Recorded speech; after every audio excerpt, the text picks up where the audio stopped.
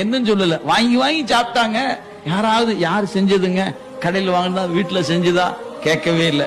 கேட்டுட்டு ஓ நீங்களா, ரொம்ப அருமைங்க சிவசிவான்னு சொல்லிட்டு போனா என்ன கெட்டு போச்சு? ஒன்னும் கெட்டு போகாது. அந்த பாராட்டு உங்களை கொண்டு சொர்க்கத்துல தள்ளிடும். ஏன் அந்த மயக்கத்துல இருந்து நீங்க என்ன பண்ணிடுவீங்க? ஆக நாளைக்கு 2 முந்திரி பருப்பு சேர்த்தி போட்டுடலாம், 2 திராட்சை போட்டுடலாம், பேரிச்சம்பழத்தை போடலாம், நீங்க கூடுதல் கவனம் செய்வீங்க. ஆனா அது பிறப்பை கொடுத்துடுமே.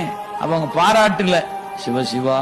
ஏன் ஒருவேளை அவங்க பாராட்டினா கூட நாம இந்த அறிவு சாமி கொடுத்த அறிவு, எனக்கு சமைக்கிற அறிவுலாம் இல்லைங்க, இந்த அறிவு பெருமான் கொடுத்தது, அவருதான் இதை செய்ய வச்சாரு, எனவே உங்க பாராட்டு பெருமானுக்குரியது அப்படின்னு நின்னுட்டோம்னா நம்ம சீவன் முத்தராயலாம். பாராட்டு நமக்கு நினைச்சாதான் வம்பு. பாராட்டு சிவபெருமானுக்குன்னு கையை கொடுத்துட்டு நின்னுட்டோம்னா வேலையே முடிஞ்சு போச்சு.